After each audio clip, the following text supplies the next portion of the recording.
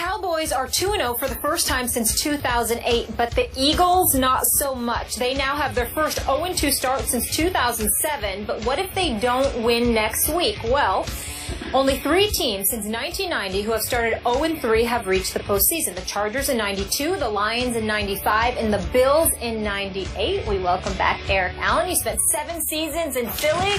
Eric, help us out here.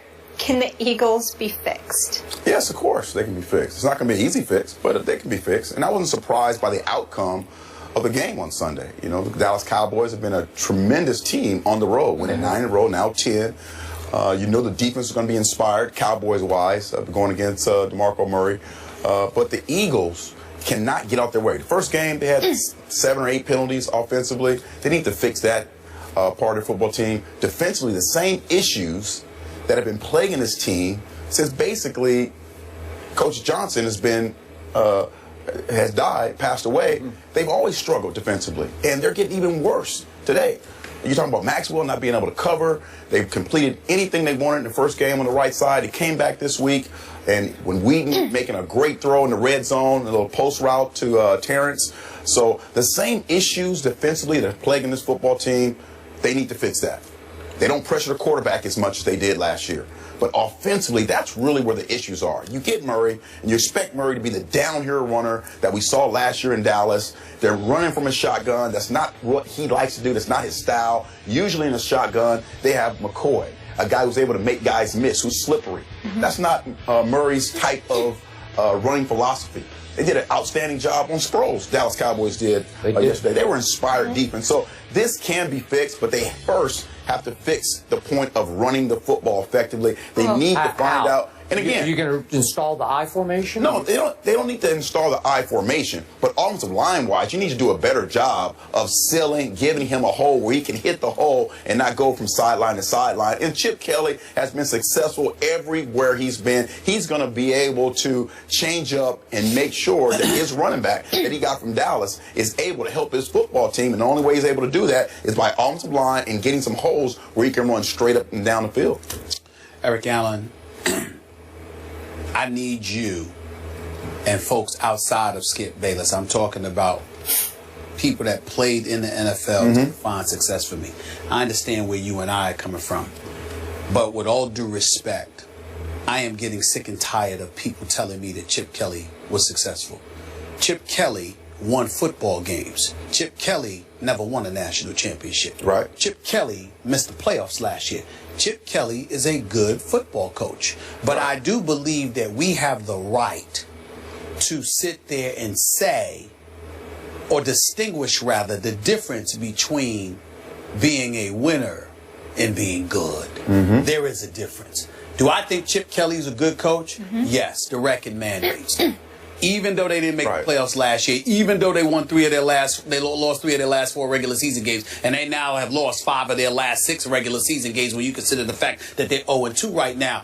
There's no arguing that in 2 seasons in Philadelphia, Chip Kelly is 10-6 both seasons. He ain't 6-10. So we're going to sit there and give him credit where credit is deserved and say he's a good coach. But there's a difference between being good and being a winner. And I have yet to see Chip Kelly validate that he is a winner. So now we look at the fact that he is no longer in college and he's on the NFL level, and now he's controlling stuff because he's the de facto GM essentially, and he's calling the shots in terms of getting guys out there. Well, or getting guys on your squad. You brought Byron Maxwell into the mix. Paid him over $60 million. I remember you, Eric.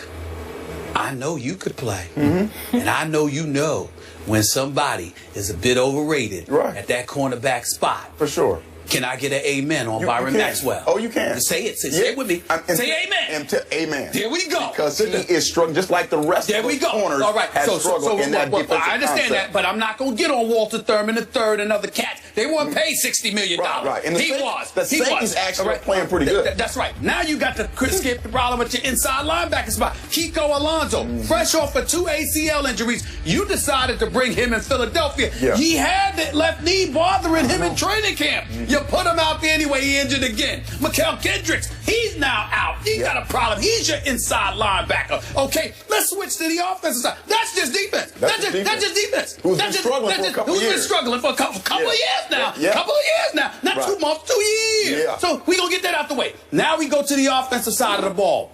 Evan Mathis is gone because you want to rescind an offer that you made to him to pump up the back end of his contract. You sit there and say, we want to rely on this offensive line.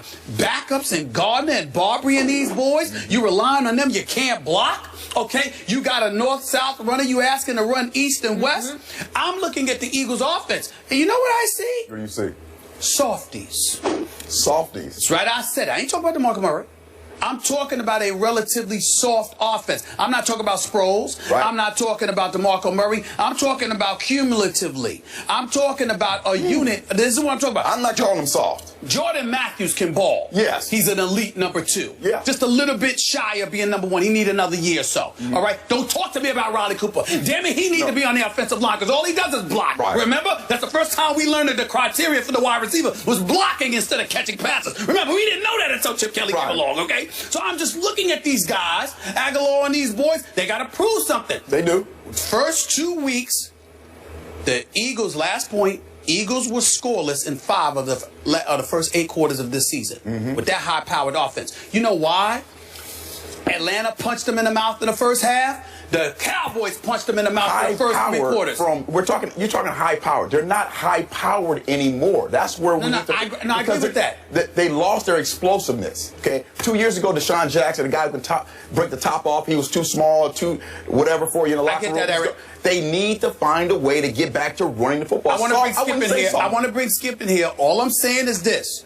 For the first 2 quarters against Atlanta and the first 3 quarters against Dallas, they weren't just held scoreless. They got punched in the face. Yeah. That's all I'm saying. That's what I mean. So somebody punches you in the face and you don't respond, that's usually the definition of soft. Now, I could be wrong, Skip, but all I know is whatever hood you want to pick, white, Hispanic, black, whatever, what's known as soft is when somebody punches you in your face or in your mouth and you have no response. That is what the Eagles have been for 5 quarters. Check those penalties. That is a fact. Check those penalties. So, yeah, too many daggone penalties. Yeah. All I'm saying to you is Philadelphia Eagles. When you're trying to punch somebody in the mouth and someone's holding you back, okay, that's penalties. Holding them back. All right. You can say that. Go ahead, Skip. All right. Go ahead. Let's hold that thought, Skip. We don't want to cut you off, and we need to take a break, so we will revisit your side when we return here on First Take. Keep it here. Skip knows softies. I'm with Eric on this one. Now, I can't fix how good Sam Bradford is because I never liked him from the start before that first draft. Okay. Watched him at University of Oklahoma every snap, never loved him. Bad idea to take him number 1. I'm not sure the running game is fixable, but it can still be decent. And I think Philly can still be pretty good. Even though I'll be the first to admit I raved about them through the preseason because they were sensational for all 4 games. Yeah. And I slightly overrated what that meant to this. But I must say, you brought up the second half at Atlanta. I saw the preseason Eagles in the second half at Atlanta. Right. I saw them just rock and roll up and down the field, and they came from 20-3 down at halftime. And if Parkey had made that, what was it, like a 44-yard field goal, they win the game. I'm pretty sure we're talking about the 1-1 Eagles. And in a way, because you got Philly roots, you tend to overreact a little bit like Philly fans overreact, especially after Dallas does that to you. Yeah. Really, it's the 4th straight year they've lost at home to Dallas, but it's 3 straight years Chip Kelly has lost at home to Dallas. Yeah. Can I give my Cowboys defense a little bit of credit instead of heaping all the blame on Chip Kelly? Because in 3 tries at home against my Cowboy defense, Chip Kelly has averaged 13 points a game. That's phenomenal. Against every other opponent at home, Chip Kelly has averaged 30 points a game. That's wow. Okay, no, what that says something. Like they've got your number here. And by the way, not that I'm going to defend Byron Maxwell because you're dead right about everything you've said, but remember, somehow my Cowboys held on to the football for 40 minutes of that game. They dominated the first half in time of possession, so it's 40 minutes to 20 minutes. So that means Byron and company are on the field, and you can certainly speak to this. It's a lot of snaps, man. Yeah, tired. I mean, you're just worn out. You're right. And I think a couple things when you're playing the Cowboys, we always talk about time possession, not important with the Eagles. It needs to be important. important when you play the Cowboys because what they need and want to do in running the football. Yeah. And the running game needs to be fixed more like the Patriots when they run LeGarrette Blount. That's the adjustment that Chip Kelly needs to make with the running game as far as DeMarco Murray is concerned. And I agree with you. I think the Cowboys don't get enough credit or didn't get enough credit of doing a good job. Now, I knew they were going to do a good job against Murray because you know what? You're pumped up. You're excited about playing. You know, that guy, even the punter. And I don't think pushing the sideline. Yeah, but the job they did against Sproles was spectacular. It was pretty good. Sproles has been successful in any type of situation. They did an outstanding job against Sproles. So I think LeGarrette Blount more for the Eagles running game and the defensively, they need to pressure the quarterback more. Ladies and gentlemen, first of all, it wasn't just about the Eagles defense. It wasn't just about the Dallas Cowboys holding on to the football. The Philadelphia Eagles, they went 3 and out on 5 of their first 7 possessions, and the other 2 were 4 and outs. They were doing nothing offensively. Now, Darren Sproles, keying on him, definitely had something to do with it. But if you have no running game, because Ryan Matthew only gets 1 attempt, and DeMarco Murray's, you got him running east and west instead of north and south, then all of a sudden that allows you to key on other dudes. What makes Des Bryant special? There are plenty of plays where you know exactly what the Dallas Cowboys are going to do. And Des Bryant says, so what? What you going to do about it? I'm with Joe Montana last week again. Other than Jerry Rice, tell me a receiver that you wanted to play with. He said Chris Carter, our very own Chris Carter. Why? He said because from the time we were in the Pro Bowl together, he said just throw the ball up. I'll get it. What happens is that who is that person on the Eagles? The fact is no one is. So now we get to Chip Kelly. Back to Chip Kelly. Because Chip Kelly is the one that made those decisions. He made those modifications. Can it be fixed? Of course it can be fixed because they have the talent. The question about them is their culture and the toughness that comes with it. Because as individuals, we know individually they are tough. But Eric, you have played on teams where you're tough, and you can pick out a guy on the line, he's tough, and another guy in the secondary, he's tough, and another guy in the offense, and he's tough. But collectively, if you're surrounded by a bunch of dudes where Chip Kelly is breathing in your face about, just do this the way that I say, and do that the way that I say, and we will be perfect.